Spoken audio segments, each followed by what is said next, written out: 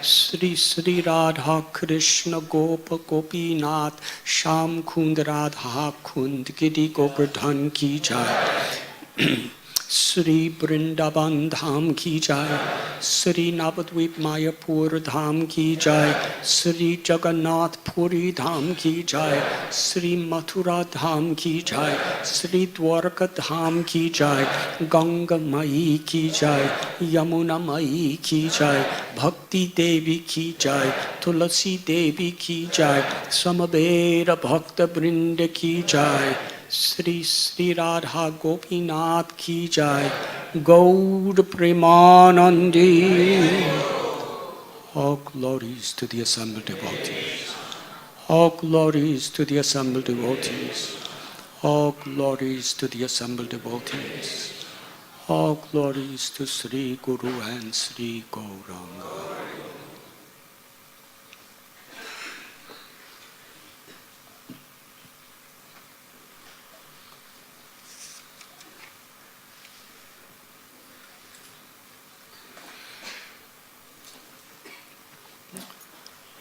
Om Namo Bhagavate Vasudevaya.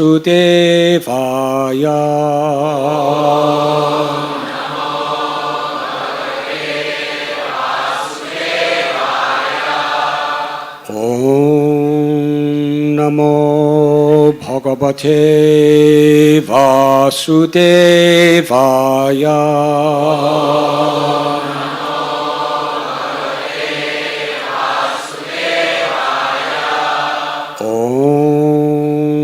Namo Bhagavate Vasudevaya.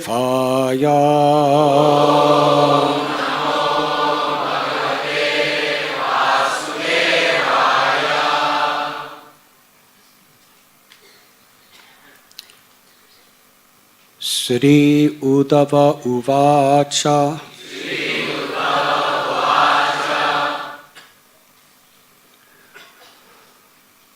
Vadanti Krishna Sreyamsi Bahuni Brahmapadinaha Tesham Vikalpa Pradhanyam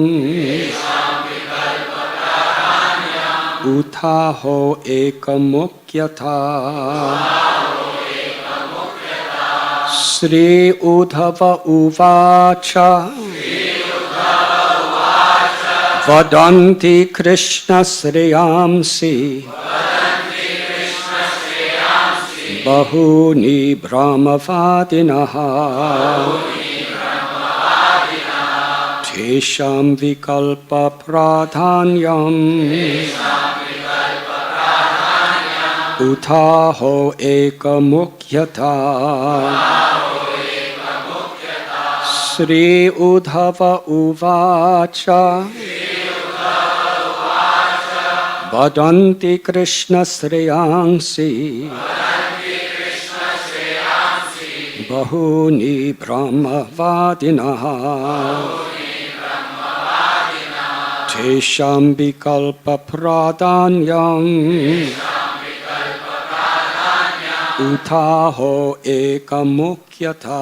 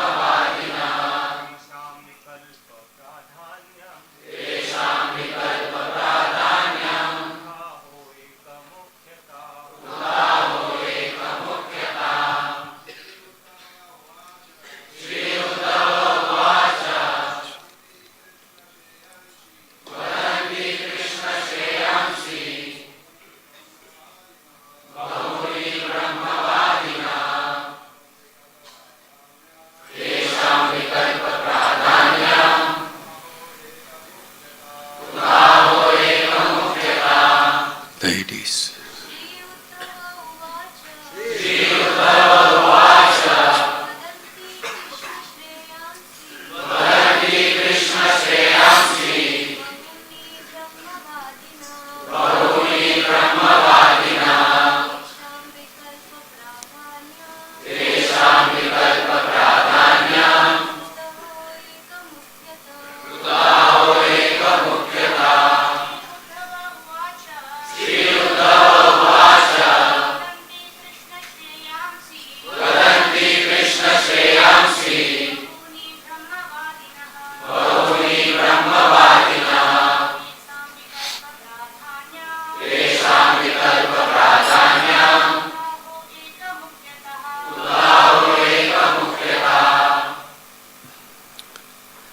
Sri Uddhava Uvacha. Sri Uddhava said, Vadanti, they speak, Krishna, my dear Krishna, Sriyamsi, processes for advancement in life, Bahuni, many, Brahmavadinaha, the learned sages who have explained the Vedic literature. Tesham, of all such processes. Vikalpa, of varieties of perception. Pradhanyam, supremacy. Uta, or. Aho, indeed. Eka, of one. Mukyata, being most important.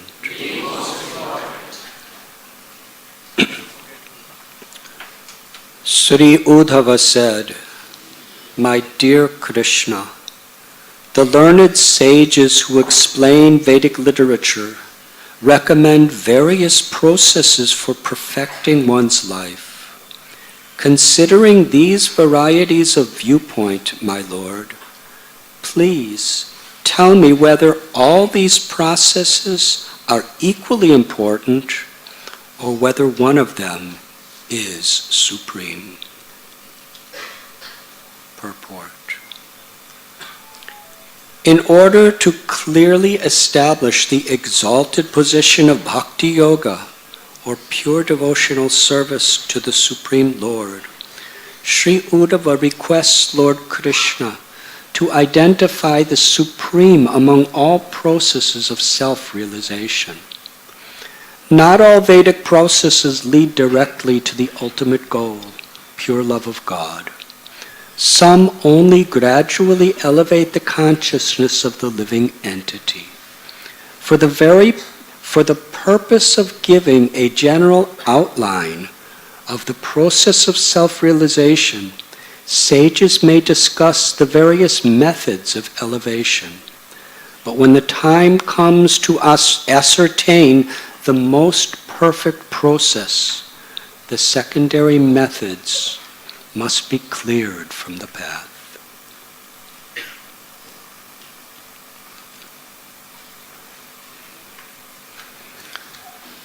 Om Agyantimidandasya Gyananjana Chalakaya Chakshudum Militam Yena Tasmai Sri Gurave Namaha Sri Chaitanya Manobhishtam Sthapitam Yena Bhutale Swayam Rupa Gadam Mayam Dadati Swapadantikam Vandeham Sri Guru Sri Judhapatakamalam Sri Gurun Vaishnavamscha Sri Rupam Sagrajataham Sahagana Raghunatham Vidham Tham Sajivam Sadvaitam Savadutam Parijana Sahitam Krishna Chaitanya Devam Sri Radha Krishna Padam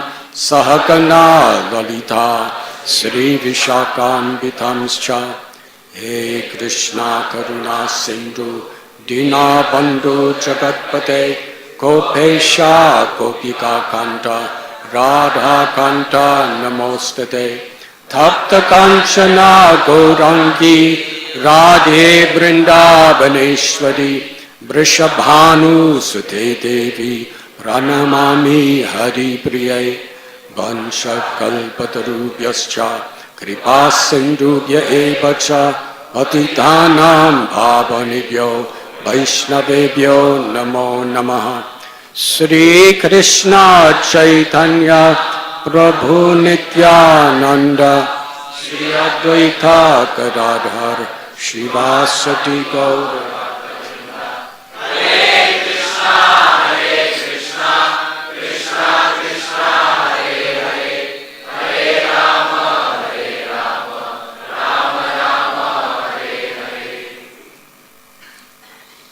Hare Krishna. I'm very grateful to be at your service once again. We are reading today from Srimad Bhagavatam, Canto 11, Chapter 14, entitled Lord Krishna Explains the Yoga System. Text number 1.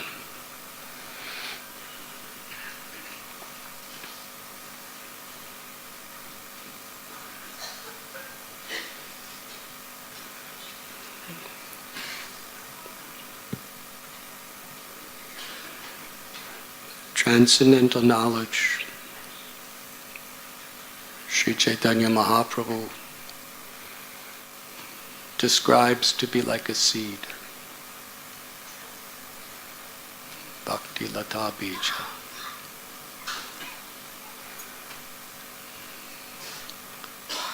When we come in contact with great devotees of the Lord, Vaishnavas, that seed is awakened within our heart. Along with the seed comes the instructions of how to help that seed to grow.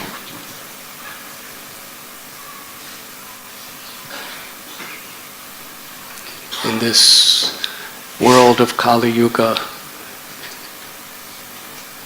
Srila Prabhupada explains, if you buy a complex machine, the manufacturer gives you a manual of how to use it.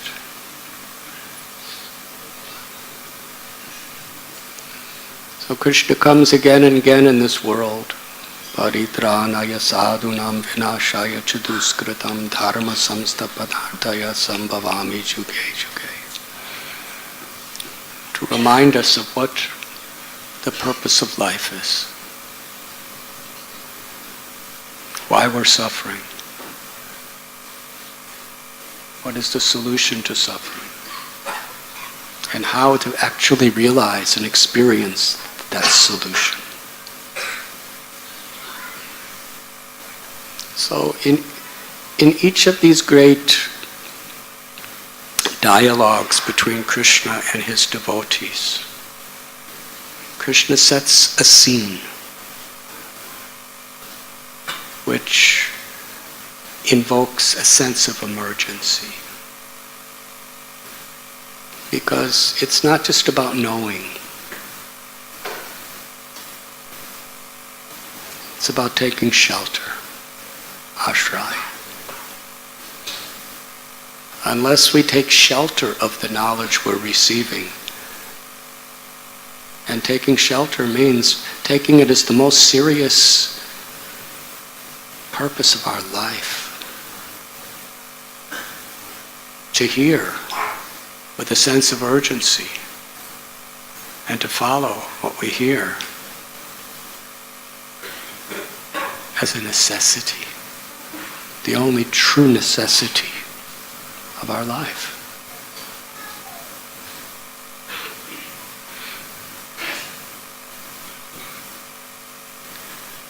Krishna didn't just casually speak Bhagavad Gita to Arjuna. He put him between two armies. at the dawn of the greatest war that was ever fought. And Arjuna could see his own relatives, his teachers, his friends, his loved ones on both sides. He understood the result of the suffering that would take place due to this war, and also all the suffering that would take place if he didn't fight this war. And Arjuna, being the most eminent of all the warriors, along with his brothers, they had to take the full responsibility.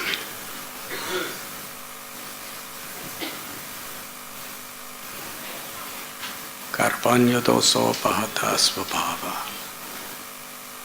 He was in such a state of confusion, bewilderment, pain. He dropped his bow. His mouth became dry. His complexion white, pale, limbs trembling, tears pouring from his eyes. Krishna, I don't know what to do. I'm your disciple. I'm taking shelter of you. Please enlighten me. You see, even the best seed, if it is not planted in soil that is fertile, it will not properly grow.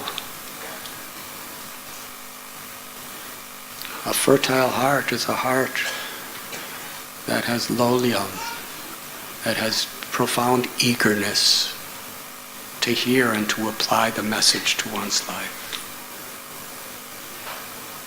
to take shelter. Without hunger, you cannot digest food. If you have no digestion, even if someone puts the most nutritious and delicious of all foods in front of you, it makes you sick. Or if it doesn't make you sick, you really want to eat it, but you can't. Either way, there's no benefit.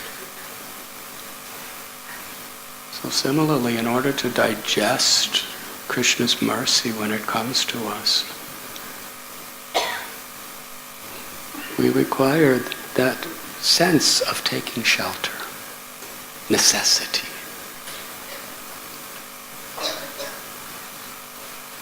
And it was in this light that the Bhagavad Gita was spoken. Multiply that by many times, and we have the scenario that we're reading about today, the Uddhava Gita. Uddhava is Krishna's constant companion, dearest friend. But even more difficult than what Arjuna saw, Uddhava could understand that the entire Yadu dynasty was about to vanquish each other. Another fratricidal war.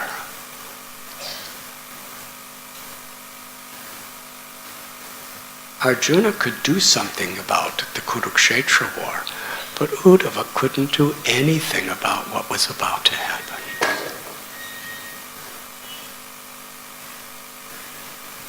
And multiply that by millions of times, and Uddhava could understand that after this great battle of the Yadus, Krishna was going to leave the world.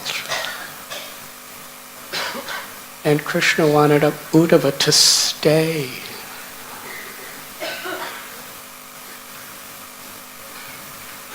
Such a crisis. Uddhava could see it all unfolding before his eyes.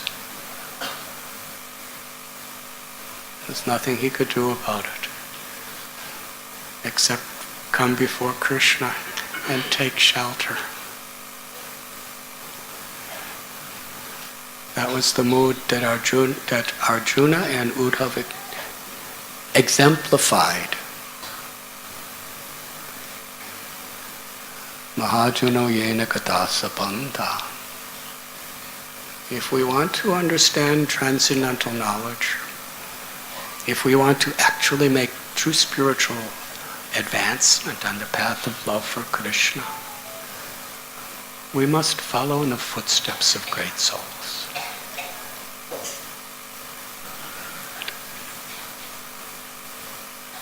Here's the greatest of all warriors, Arjuna, most heroic and fearless of all people on earth. And here's Uddhava, who's more learned than Brihaspati.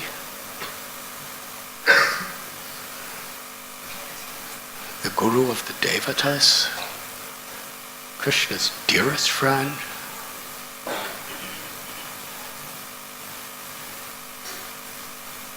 And they were helpless. So when difficulties come into us in this world, however inconceivable, indescribable, we have a context in which to understand it. That the entire material creation, it's not to enjoy, it's not to suffer, it's to facilitate taking shelter of Krishna. And all the happiness and distress, pleasure and pain, birth and death, they're all simply providing opportunities to take shelter of Krishna.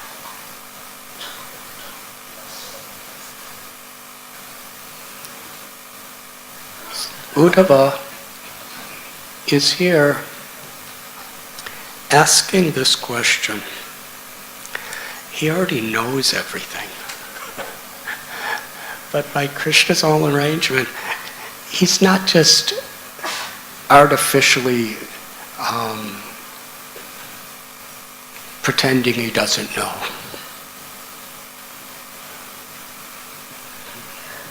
He's in a state of mind where he really needs to take shelter, and he is taking shelter. And his feeling of deep compassion for all living beings. He knows Krishna's mission. Krishna came to this world to attract people to his eternal abode of pure devotional service.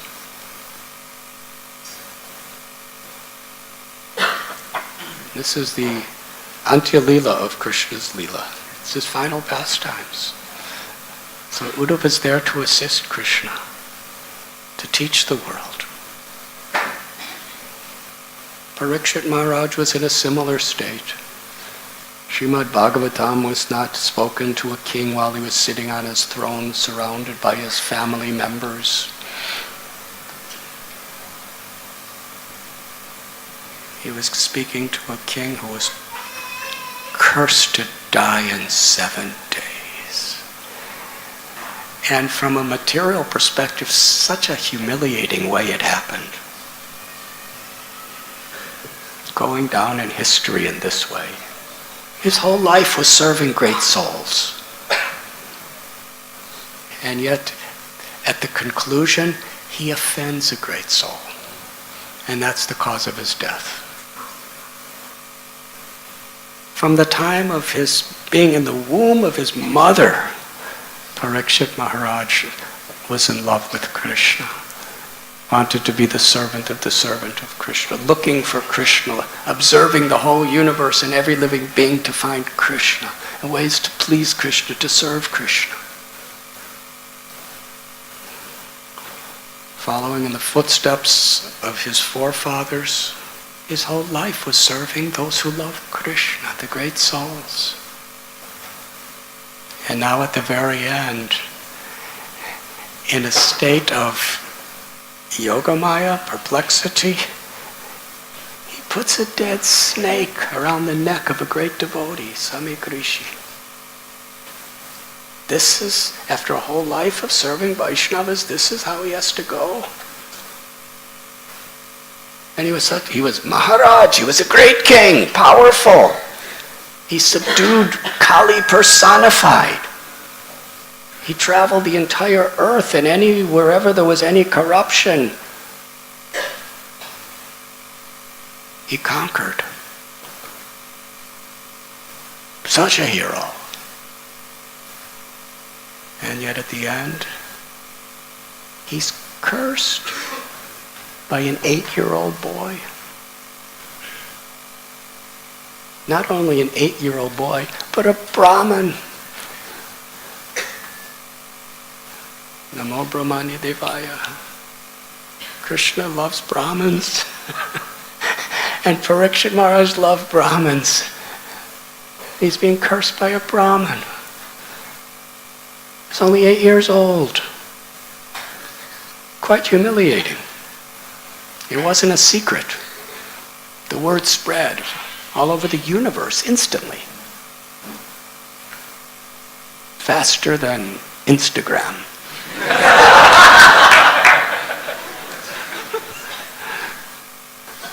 How is it possible?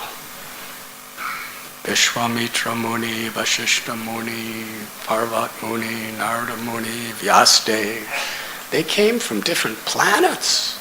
Vyasadeva is living in Badrik Ashram, Adi Badri,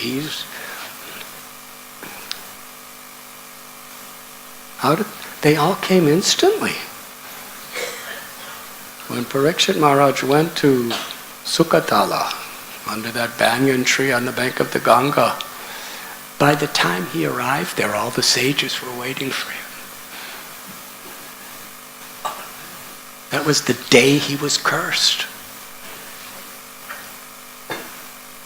So please understand that the mystic yogic cities that all these great sages had in those days was far more efficient than all our technology today. But they all used it for the right purpose. They didn't use it for prajalpa and gossip. They used it for the highest purpose of life.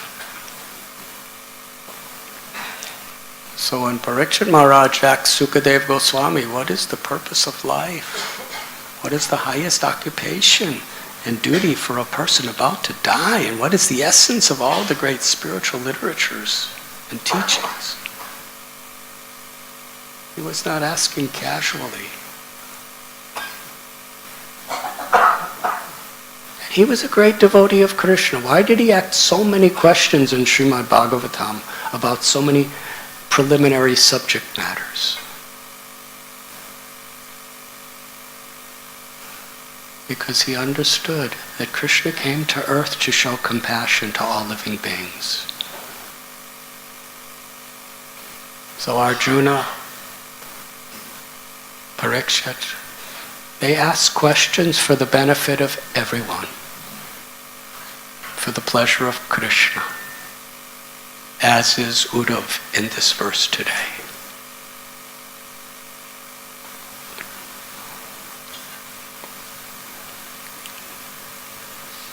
My dear Krishna, the learned sages who explain Vedic literature recommend various processes for perfecting one's life. Considering these varieties of viewpoint, my Lord, please tell me whether all of these processes are equally important or whether one of them is supreme.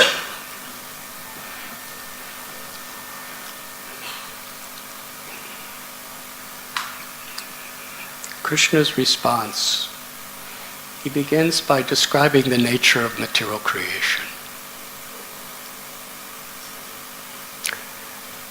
It's darkness, ignorance.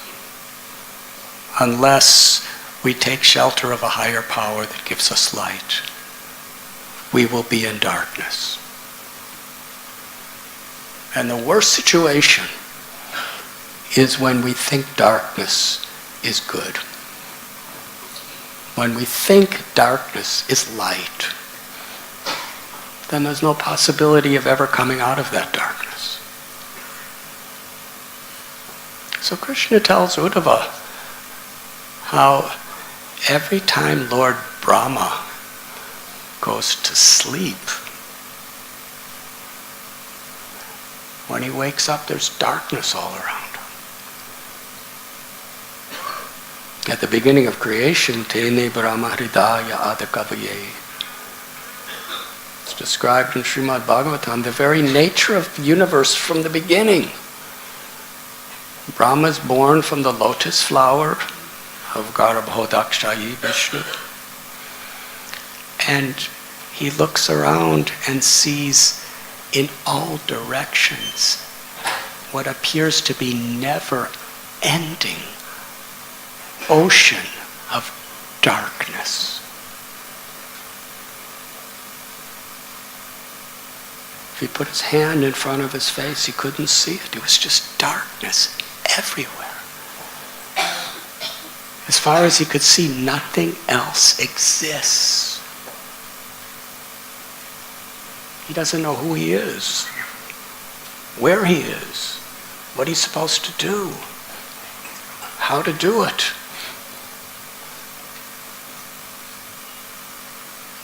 So what are you going to do in that situation? These stories are not just meant to think, oh, Brahma went through that.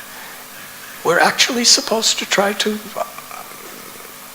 understand it by what would we do in that situation? Because that's the situation we're in spiritually in this world. We're in darkness, but we think we see. So Rama started climbing down the lotus flower, the stem, and there was just darkness everywhere. And when he got lower and lower and lower, he heard this roaring sounds, and somehow or other he was allowed to see just enough, this massive ocean of waves crashing. So that was obviously not where he was supposed to go. So he went back to where he came from. And he took shelter. Here's Brahma, the most powerful being in the universe. And he's helpless, taking shelter. We think we're great. This story exposes everyone. And because he took shelter, Krishna gave him the instruction to perform tapasya, to meditate.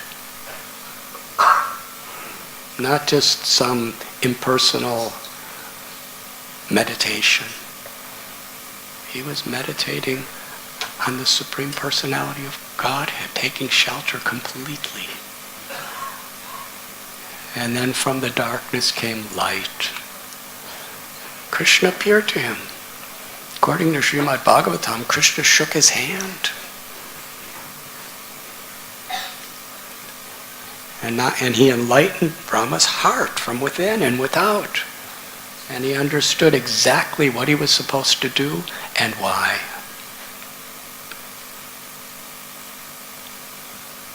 Om Agyantimirandasya Gyananjana Chalakaya Chakshurun Militam Yena Tasmai Sri Gurave Namah. That's the way we're supposed to approach the great souls, our gurus, that were born in the darkness of ignorance, like Brahma. And Krishna, who's the Adi Guru, the original Guru, he gives us light. Evam parampara praptam. And through disciplic succession, Krishna gives that same light. Brahma's the original Guru. Why? Because he's the original disciple. Brahma gives that light to Narada, to Vyasadeva, through parampara. So Krishna is explaining, every time it's nighttime for Brahma, when he wakes up, it's darkness, and he doesn't know exactly what to do. You see, if there's a strong flowing river going downstream toward the ocean, if you want to reach Gangotri, Yamunotri, If you want to reach the source of the river, you have to swim upstream. It's much easier to flow downstream. You don't have to do anything really to flow downstream. But you have to struggle to go upstream. The easy way is the way toward the ocean of birth and death. Janma mrityu jara vyadi. But if we want to reach the source, then it's very difficult. It's so difficult, it's impossible. Daivi heshu gunamayi mama maya duratyaya mami vami papadyate mayame tatarantite. Krishna tells us material nature is conducted by three modes, the gunas, very difficult to overcome. But if one takes shelter of me, one can easily cross beyond it. Srimad Bhagavatam tells that this material existence, it's like a vast ocean. One who takes shelter of Krishna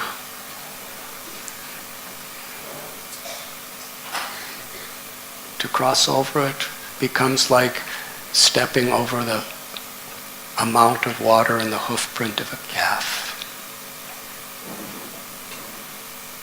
So we can't swim up this river without Krishna's grace. It's beyond us.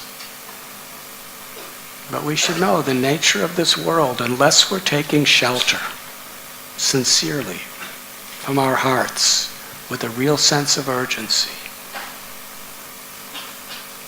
then we're going to be cast in darkness.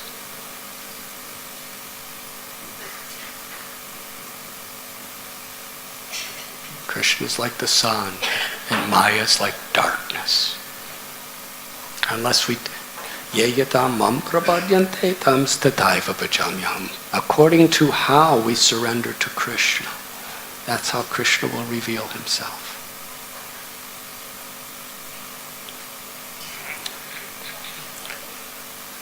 Krishna is telling Uddhava that Brahma, knowing Krishna's mission, he's created this world to give people the opportunity to go back home, back to Godhead, from their forgetful condition. And Brahma teaches his disciples. Manu teaches it to Bhrigu Muni and the other great sages.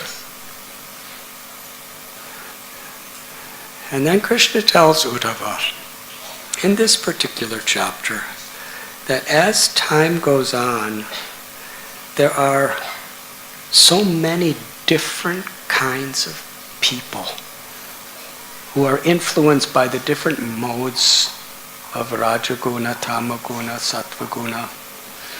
People have various desires, various natures.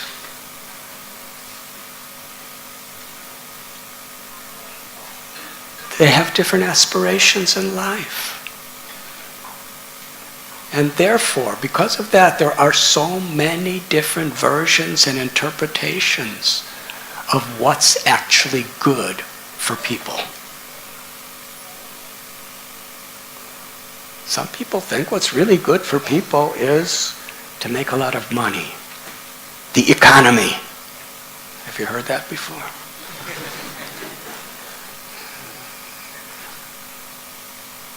Politics. Get out and vote. There's truth to that, but it's a relative truth. There's relative truth on so many levels. Some people are feeling what's really good is take a lot of intoxication, enjoy as much sense gratification as you can, be as happy as you could be, and don't worry about the rest, because you have to die anyway, and then everything's finished. People with that nature, they're going to speak, and they're actually thinking that they're doing good for humanity, This is what's really of welfare. So many versions to help the poor.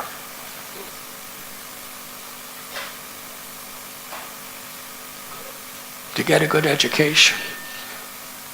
To marry a nice wife. Or have a good husband. Or have so many nice children. To conquer. To have supernatural powers. To be elevated to heavenly planets where the sense gratification is far superior than anything we can imagine here. So in this way there are so many different processes. And actually all these different processes in the Vedas, we have a way of actually making advancement. Hiranyakashipu, he was very, very materially intelligent person. He didn't get his powers by doing push-ups and sit-ups.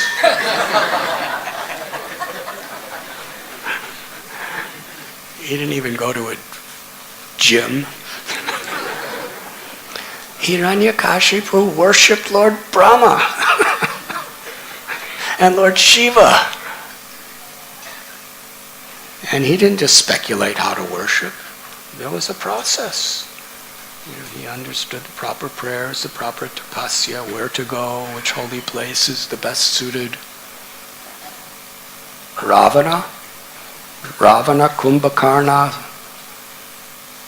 Suparnaka, along with Vibhishan, they all did tapasya together for thousands and thousands of years in a very holy forest on a mountain.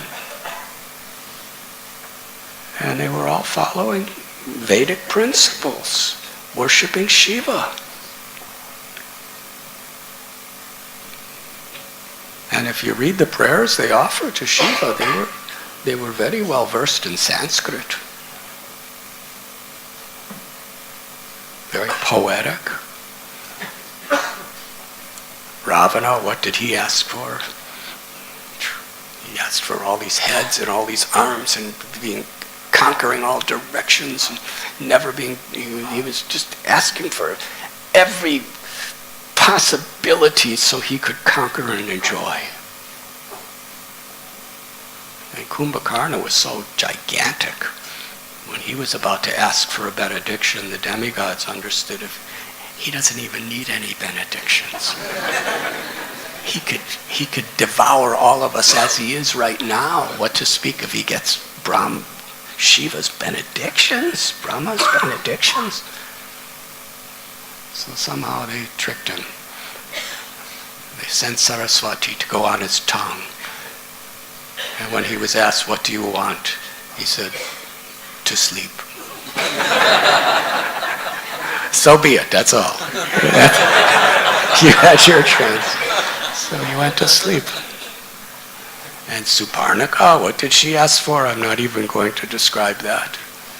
And here's Vibhishan, who's in the same place, seeing the same devatas, did the same type of tapasya, and he's asking for pure, unalloyed devotional service to Lord Sri Ram and to be the servant of his servants forever. And he received that benediction. So we understand there's so many different states of mind in which we're approaching. The Vedas are like a desire tree. Nikamakalpataroagalitam palam. And we find there are worship of so many different demigods for so many different purposes.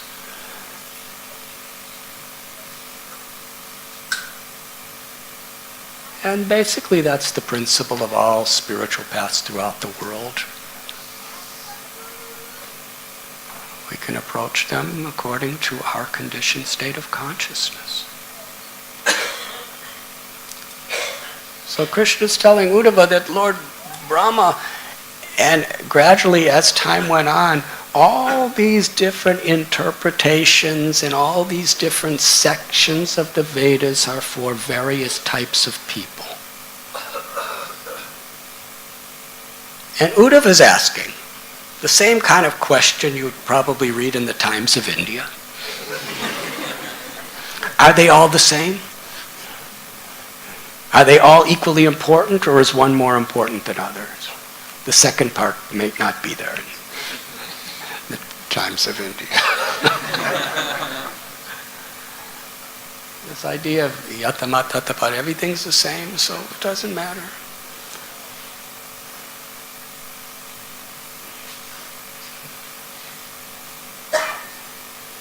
And the reason is Uddhava is asking this question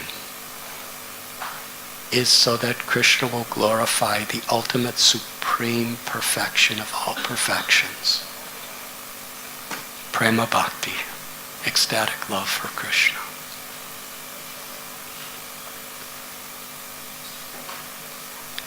Yoginam api sarvesham madgate nantaratmana shvaravan bhajate yomam same yukta tamamata. Krishna tells what is the perfection of yoga. In Bhagavad Gita, Krishna tells the Astanga yoga process. Krishna says, of all yogis, one who abides in me with transcendental faith, who worships me, he is most intimately united in yoga and the highest of all. Then there's Jnana Yoga. Bahunam janmanam ante jnanavamam papadyate vasudeva sarvamiti samahatma sudurlabha. Krishna tells what's the perfection of Jnana Yoga.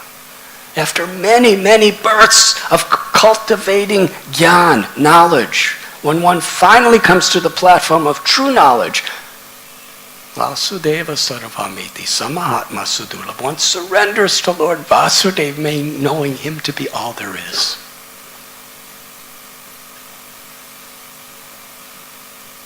Maya veshyamano ye mam nitya yukta upashate shradaya paragopetas teme yukta tamamataha.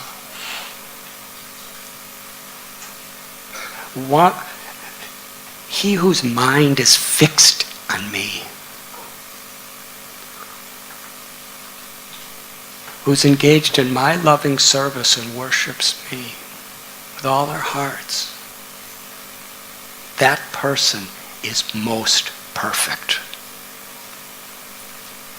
Mamopetya punarjanma dukalayam ashashratam napnavanti mahatmana samsiddhim paramam gata. Those great sages who take shelter of me, who are engaged in my loving service, who take refuge, they are freed from all the sufferings of birth, old age, disease, and death.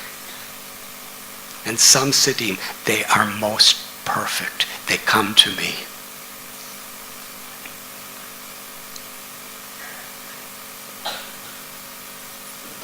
Bhoktaram jagatapasam sarvalokam maheshwaram suhridam sarvabhutanam gyatvam mam shantim richjati. One who knows me to be the supreme, ultimate goal of all sacrifices and all austerities. Who knows me to be the supreme Lord of all the planets and all the demigods.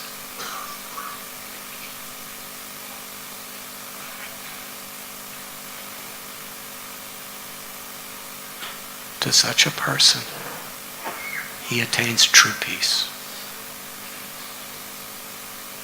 Brahma bhuta prasanatma na sochati na kankshati samasarveshu bhuteshu madbhaktim labhate param.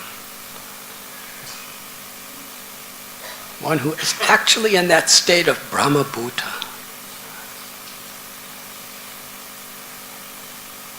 He has no desires.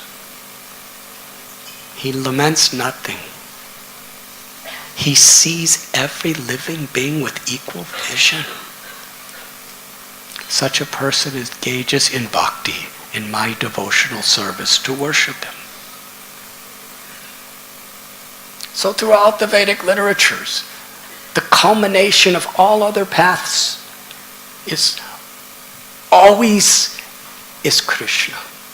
Pure unalloyed devotional service, love of God.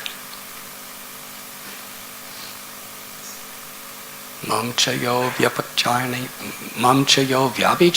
bhakti yogena sevate sagunan samadhityaitan brahma bhuyaya kalpate. One can rise above the modes of material nature by the mercy of Krishna. Aham sarvasya prabhavo mata sarvam pravartate iti matva bhajante mam buddha bhava samanvita. Krishna tells, I am the source of all material and spiritual worlds. Everything emanates from me. The wise who know this perfectly engaged in my loving service and worship me with all their hearts.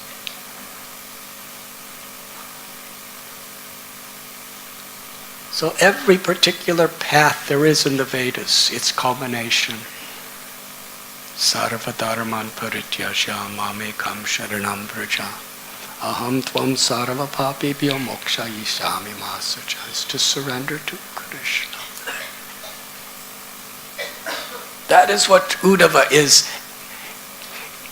inspiring Krishna to speak.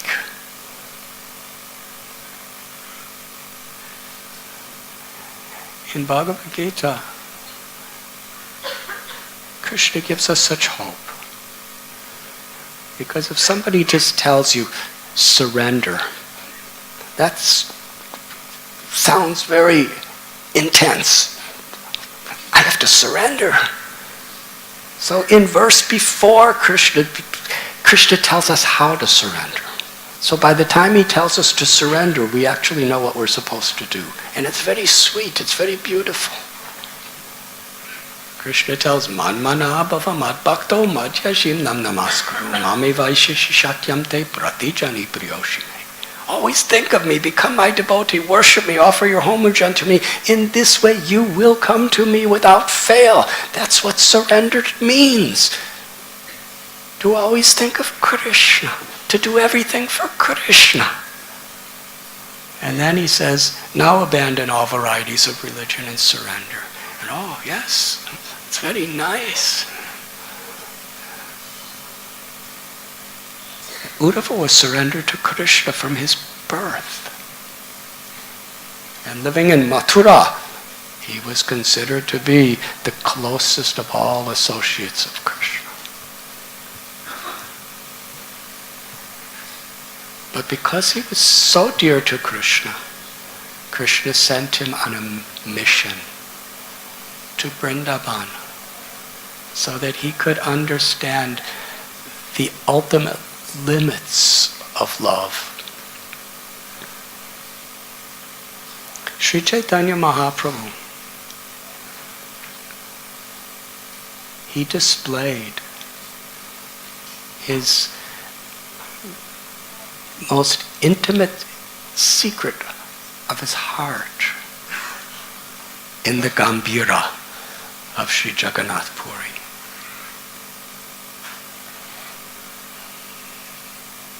Sri Chaitanya Mahaprabhu, his external reasons for coming to this world were to establish the Sankirtan movement, the Yuga Dharma,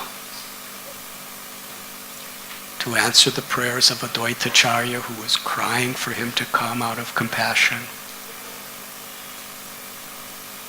and to fulfill his purpose, yada yada hi dharmasya, to come again and again to deliver the fallen souls. But his internal reason was to understand the sweet nature of Sri Radharani's love. Vedaham samatitani varatamanani chajana bhavashani chabutani mam tu vedana kashtana. Krishna knows everything. Everything in the past, everything in the present, all things that are yet to come. Sarvasya chaham hridishani vishto. He's in everyone's heart. He knows every desire. He knows every word, and he never forgets. There's nothing Krishna doesn't know, except What is the nature of Sri Radharani's love? What is the happiness she feels when she tastes the sweetness of my love?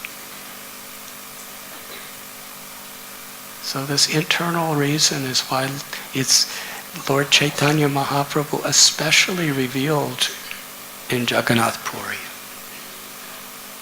So I invite everyone to our Jagannath Puri Yatra. It's next week if you want to receive the blessings of Lord Chaitanya.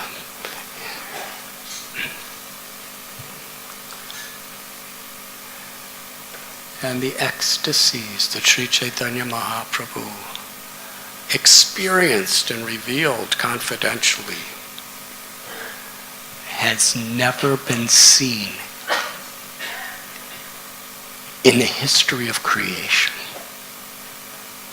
He's exhibiting Sri Radha's love. And very interesting, Krishnadas Kaviraj Goswami, the author of Sri Chaitanya Charitamrita, time and again he describes the nature of Lord Chaitanya's ecstatic love. He was, when Lord Chaitanya was in Gambhira with Swarup Damodar Goswami Ramananda Rai, he was especially in the mood of Srimati Radharani at the time when Uddhava came to Vrindavan. That was the summit, the culmination, the highest crescendo of Sri Radha's love when Uddhava came to Vrindavan. She was in her mood of viraha bhav, love and separation. Uddhava, not only did he witness it, but he was the cause of it on one level.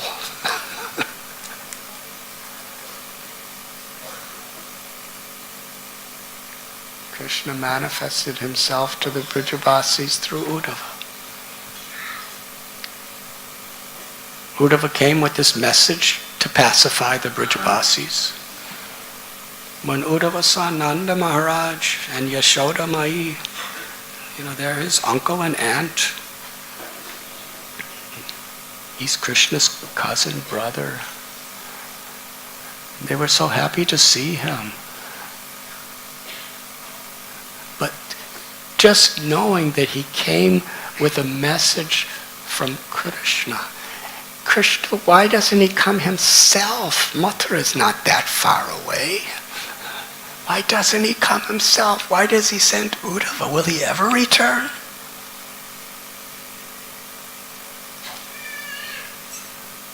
How many times have you people in this room traveled from Mathura to Vrindavan? So many times. Why couldn't Krishna do that? Why he sends Uddhava and Akrura? Taken away.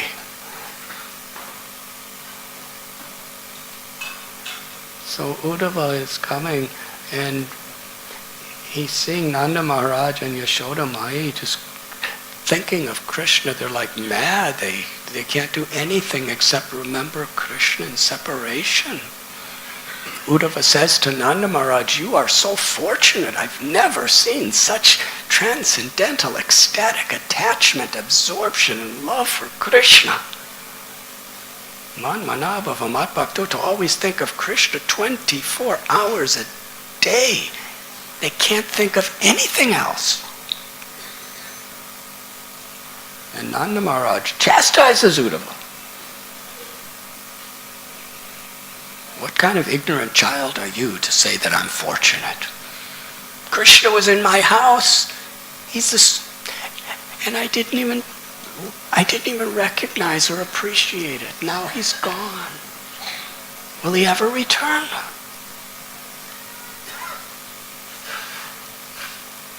Yashoda Mai is making garlands, making sweets, boiling milk with the hope and the expectation Krishna will come home. The gopas, some of them are just standing like statues. The only thing moving is the tears in their eyes, waiting for Krishna to return. And at Uddhava Kyari, near Nandagaon, that's where Uddhava met the gopis. He saw Sri Radharani. She's weeping, so many tears, that within seconds there's a whole pond of water.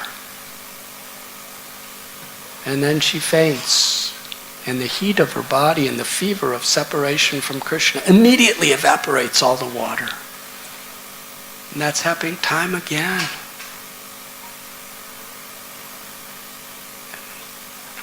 A bumblebee comes flying by, and Sri Radharani is taking the bumblebee to be a messenger of Krishna.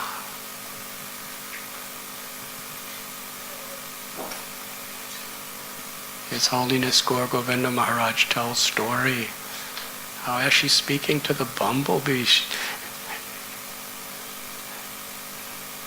that my life force is like an animal. My body is like a house, and my separation from Krishna is like a blazing fire. So this animal is trapped in this house that's being burnt by a blazing fire.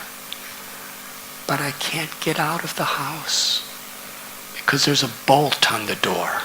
And that bolt is Krishna promised he would return. Let Krishna retract his promise so I could die. But as long as that promise stands, I can't get out. I have to be here. This is what Uddhava is witnessing. When he saw the nature of the total absorption of love that Sri Radharani, all the gopis and all the gopas had for Krishna, every cow, every calf, every buffalo, every goat, every peacock, their love for Krishna, their desire to please Krishna was greater than all of the residents of the Yadu dynasty in Mathura. It was the ultimate culmination of bhakti. What was Uddhava's prayer?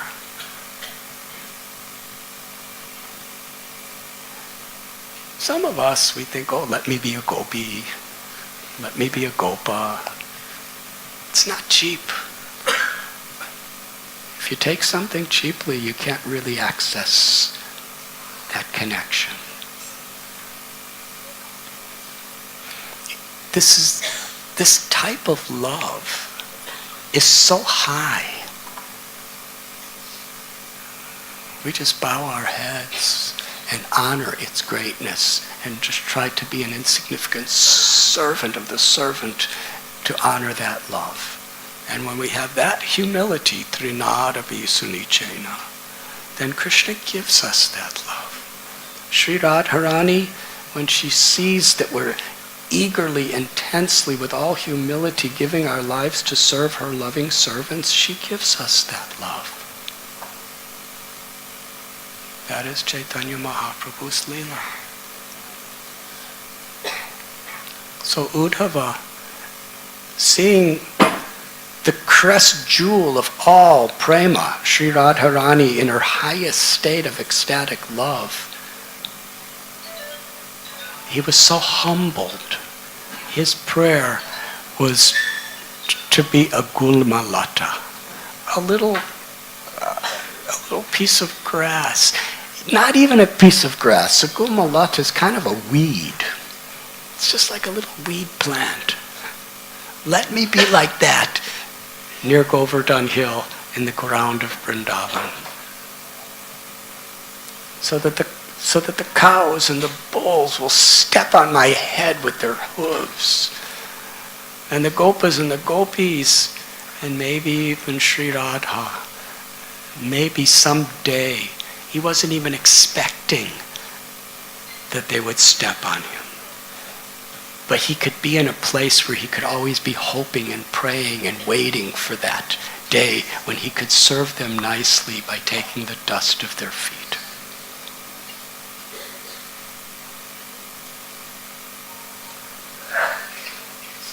In Gambhira, Sri Chaitanya Mahaprabhu was in the mood of Sri Radharani when Uddhava was meeting her.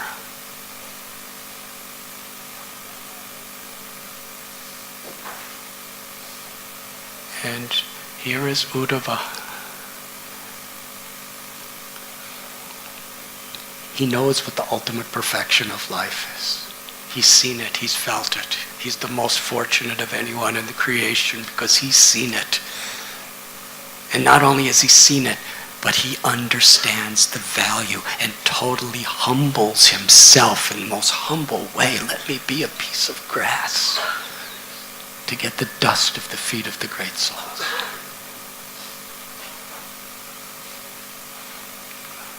When Sri Chaitanya Mahaprabhu was living in Puri, he invited Uddhava to come to live with him. Paramananda Puri.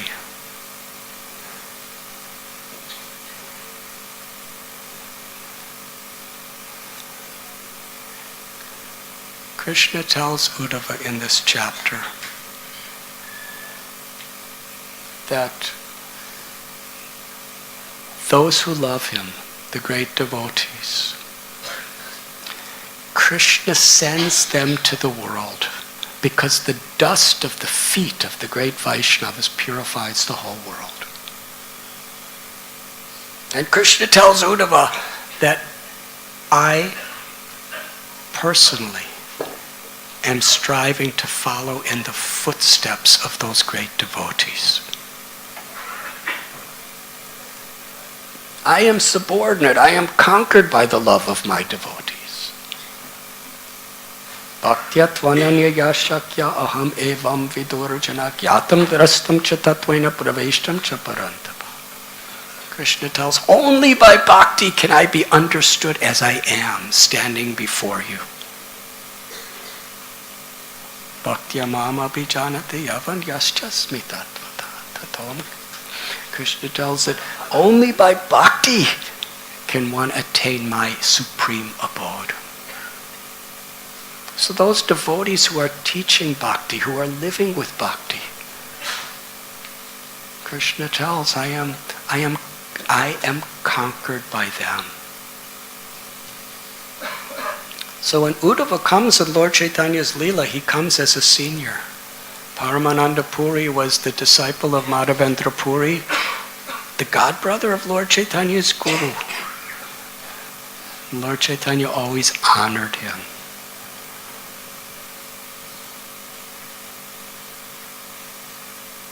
Whenever they were taking prasad, he would take with Paramananda Puri.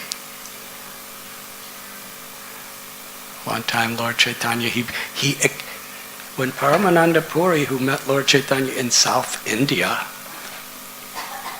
he went to Navadvip and lived with Sachi Devi while Lord Chaitanya was still on a South Indian tour. And when Lord Chaitanya returned to Puri, and Kal Krishnadas was sent by the devotees to give the message, Lord Chaitanya is back after 2 years of traveling. He's back.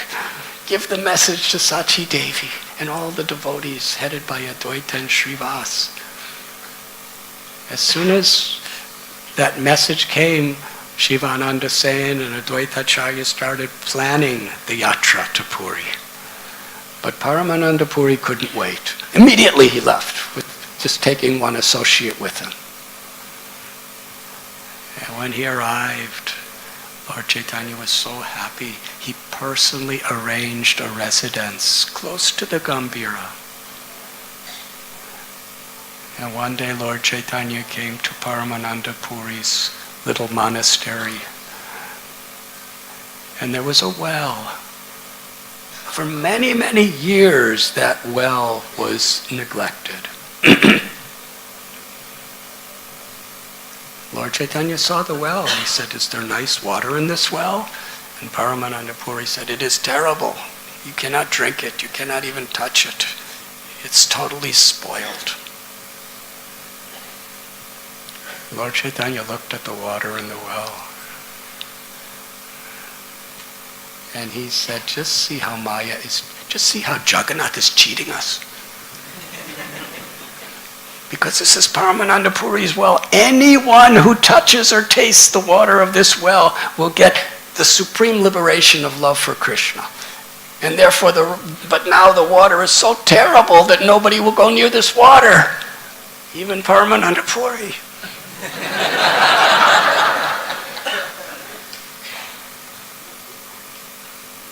Lord Chaitanya started speaking into the well.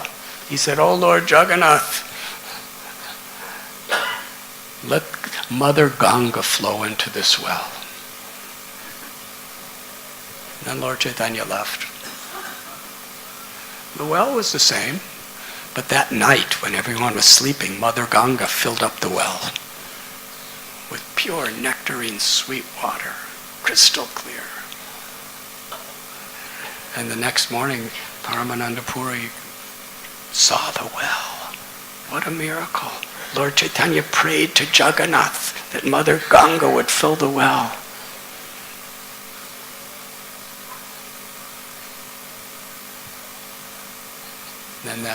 Then Lord Chaitanya came and saw the water and was so happy.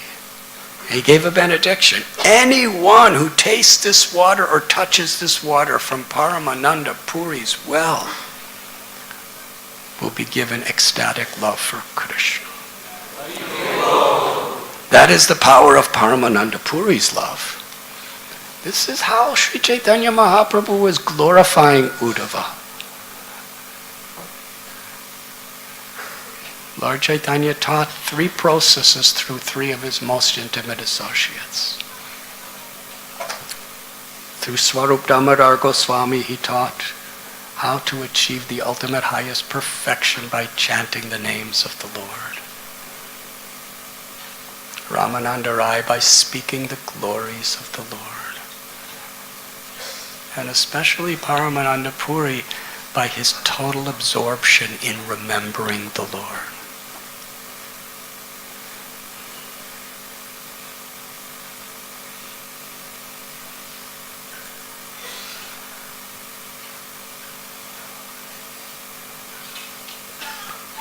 During the Ratha Yatra in Puri, I'm kind of practicing for the Puri Yatra.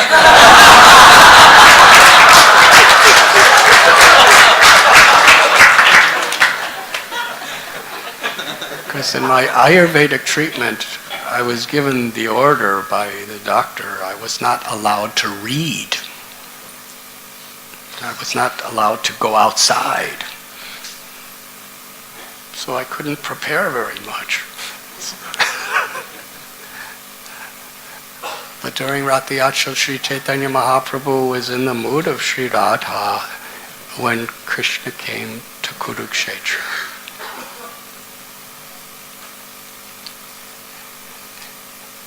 And Sri Radharani said to Krishna that you sent Uddhava to Vrindavan with the message that we should meditate on you. It's yoga.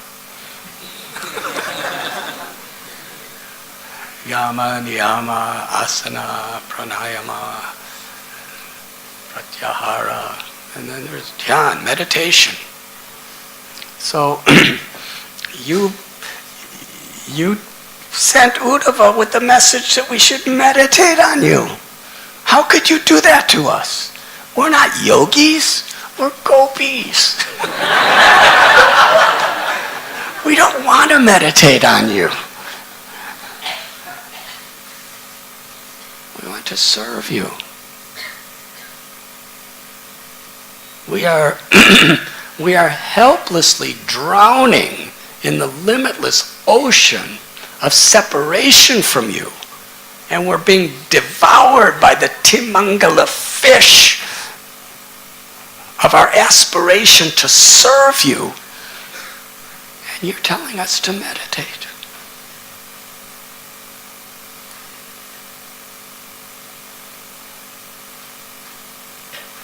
So here in this beautiful chapter that we'll be reading for the next couple of weeks, Krishna will be speaking to the world through the compassionate heart of Uddhava about how the culmination of all dharma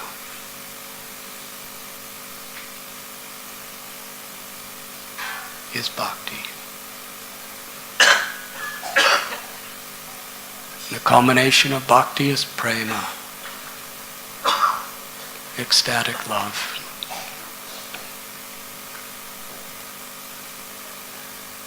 Namo Mahabharanyaya Krishna Prema Pradayate Krishnaya Krishna Chaitanya Namane Godatveshe Namah. Sri Rupa Goswami has revealed this is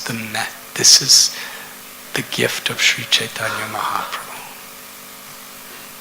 He's come to give this love.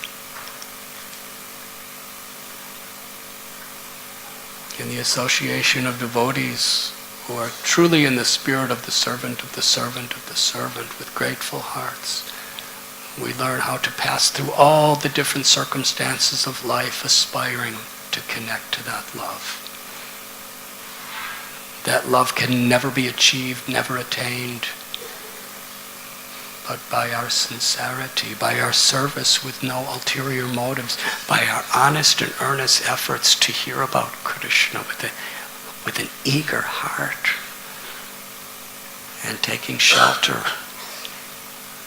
of the chanting of the holy names. Hare Krishna, Hare Krishna, Krishna Krishna, Hare Hare, Hare Ram, Hare Ram, Ram Ram, Hare Hare.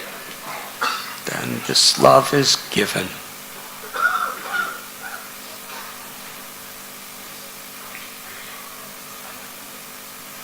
Rupa Goswami tells pure devotional service is very rare. Chaitanya Mahaprabhu said, Krishna gives it easily if we're sincere, serious, and we chant the holy names and we serve the devotees and we relish Krishna Katha without ulterior motives. So we must be free from the egoistic tendencies that have plagued us birth after birth after birth. Because every aspiration except to please Krishna, samsiddhir haritoshanam, is simply a disturbance and a distraction.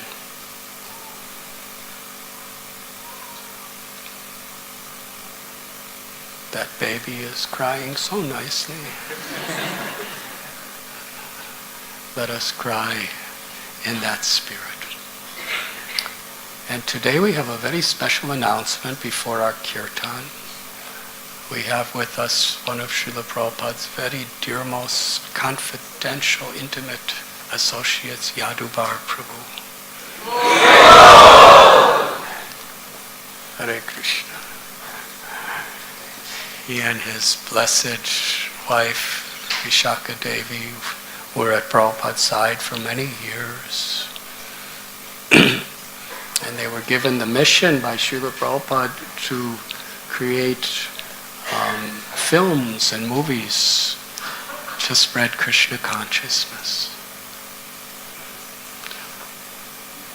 And Yadubar Prabhu, his life's culminating mission really was in this wonderful film about Srila Prabhupada. And it opened in theaters in most major cities of the world.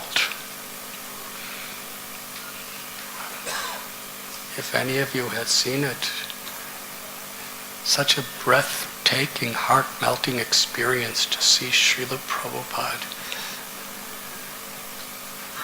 speaking, emanating his loving compassion on gigantic movie screens. It's very special. And now Yadubar Prabhu is in India giving that same movie in translations of all the languages of India.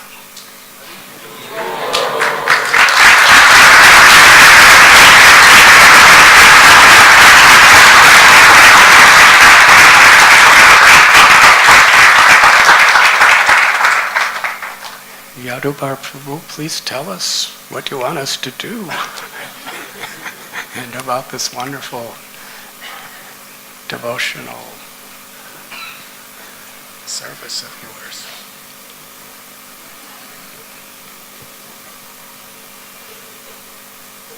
Thank you, Maharaj. Hare Krishna. Thank you so much for inviting us again to Radha Gopinath Mandir. It's always an unforgettable experience. I'm very happy to announce that we have the English edition of the DVD of the film. That'll be available today downstairs. Previously, this was only released in America at quite a high price. I wanted to release it at a lower price, but then Amazon.com would not allow that.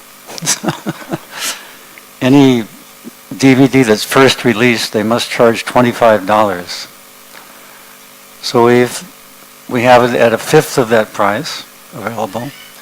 It has 17 languages subtitled, including Hindi. Our goal actually in India for the next 5 or 6 months is to make this movie go viral.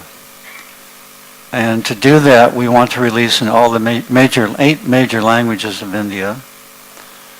And we'll release as we finish each language, we'll release that on DVD. We'll go to that major city where that language is spoken, to our ISKCON center, and have a release. We just did that with the Gujarati DVD in Ahmedabad on Ram Vijay Festival. And the Chief Minister of Gujarat officially launched the DVD. So those DVDs released in those languages will only sell for 100 rupees. And that's quite cheap compared to other places in the world.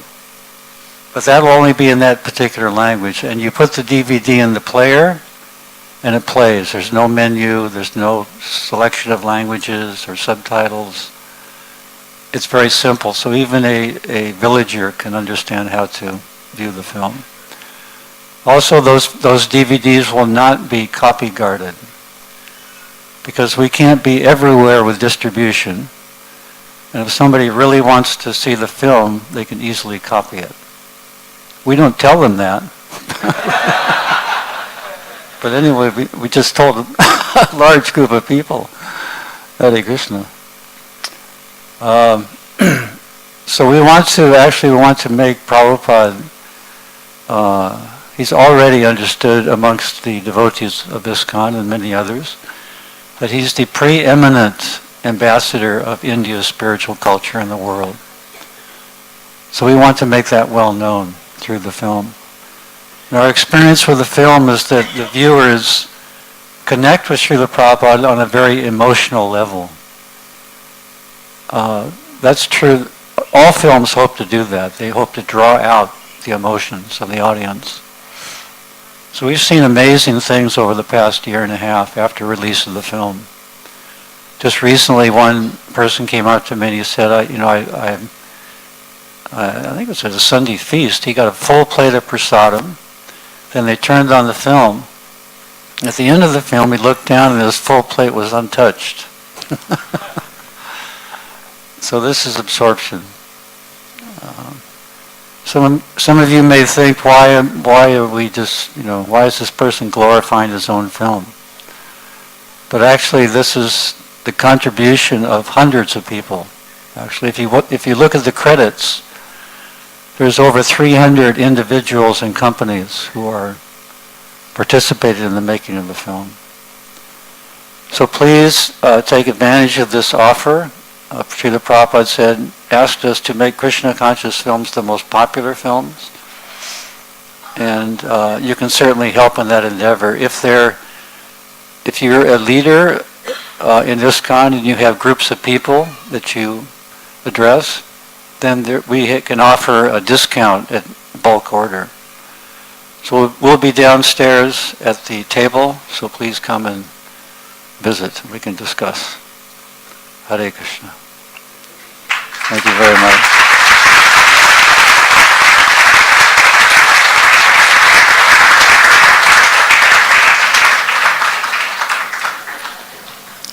Please express our gratitude to Yadubar Prabhu.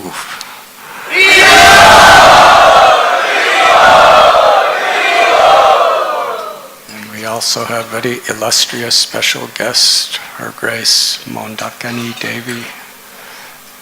I think many of us know her incredible story of surrender to the loving service of Srila Prabhupada. After Srila Prabhupada, she was the first devotee to go behind the Iron Curtain to preach Krishna consciousness in Russia.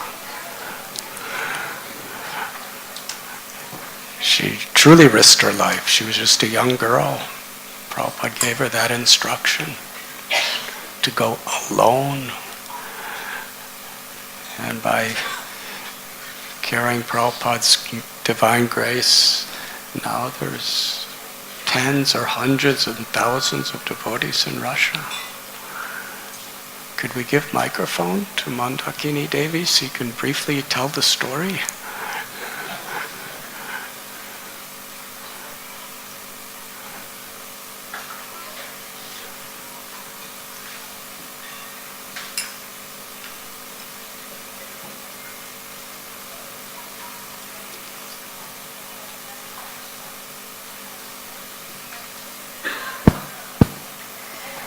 Hare Krishna. Should I tell the story of Prabhupada's? What would you like me to tell? Whatever you like to do. Okay. Just to give an idea how the preaching is going on in Russia. Now tell about you. How Prabhupada came to give you the instruction to go there. Okay. It was in the first temple of London, the Sevenbury Place Temple, in the association of so many wonderful devotees, our London heroes, these three couples, Shyamasundar Prabhu, Malati Prabhu, Yamuna and Gurudas, and Mukunda and Janaki. And it was such a creative spirit. Devotional service was just like an adventure at every second. It was never boring, but we were told how to use our creativity. If we had any little bit of intelligence, whatever, Krishna was lending us to use it for Krishna service. And service was really a spiritual adventure, full of joy. And we can feel that mood in this temple, amongst the congregation. So, little me, I was just coming with two other friends. And at one point, Yamuna had left to go to India with the first devotees. Prabhupada took 20 devotees to India. Yadubara Prabhu was there, and he used to call these first devotees his white elephants. Like we have this proverb in French that if you take an elephant to the China shop, it's going to be a disaster. So at that time, the first devotees, they went into the China shop of Vaishnava etiquette. And devotees were really new and made some mistakes, and Srila Prabhupada had to take the blame. Prabhupada was such a pure, wonderful Vaishnava. He had to take the blame for the first devotees. Devotees were so hungry, sometimes they stole some sweets, and the shopkeepers, they used to come to Srila Prabhupada. Why are they doing that? If they ask, we would just give them. And Prabhupada used to say, please forgive them. They're just very neophyte. They're just like monkeys. So I was the second generation. I was also like a monkey. And but by the association of these wonderful devotees, I got a strong taste. And alone in the temple in Bury Place, trying to serve beautiful Sri Radhanatha Swami. I read in some Prabhupada's purport a very extraordinary sentence, that if the spiritual master is asking you to do something a little difficult, and if you can say yes to him, you will make a great spiritual progress. And I became very excited and enthusiastic, and I ran to Sri Radhanatha Swami. And Srila Prabhupada said about them that Krishna has cheated you. He didn't come as a murti, he came himself. So by that time, I could realize that these murtis were so powerful. And I just went to pray to Sri Radhanatha Swami and ask them, you're so bright, so clever, you can make anything happen. Can you just make it that Srila Prabhupada is going to ask me to do something a little difficult? But please, please, can you help me to remember to say yes? So, to make things short, Prabhupada was actually coming from Moscow. We didn't know anything about it. It was very secret because the police, the KGB, was making a lot of trouble against any spiritual renewal. So he came, and one time somebody told me, Srila Prabhupada is waiting for you upstairs. Can you come?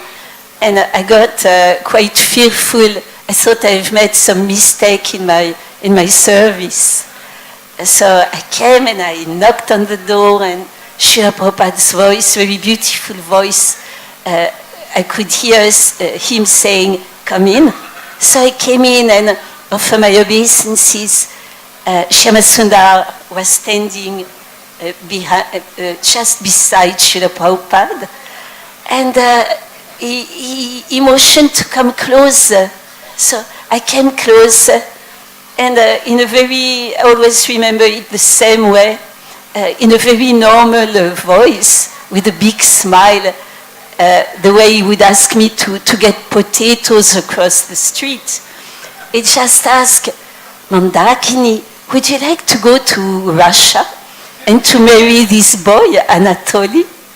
And by the grace of Lord Chaitanya, help to spread the mission there.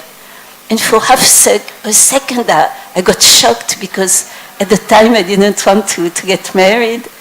But I remembered my prayers, so very, very quickly I looked at him and I told him, yes, Srila Prabhupada.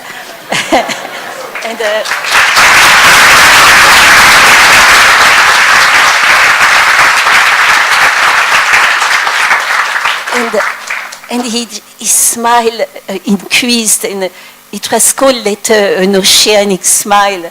And he told Shyamasundar, Prabhu, please do help, do the needful. And then that wonderful saga started by the mercy of Srila Prabhupada and Shri Radhanatha Swami and the devotees.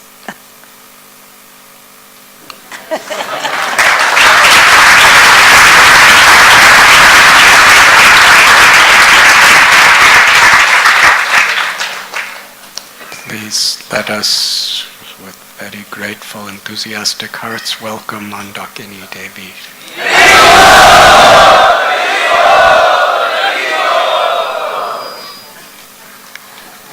Thank you very much.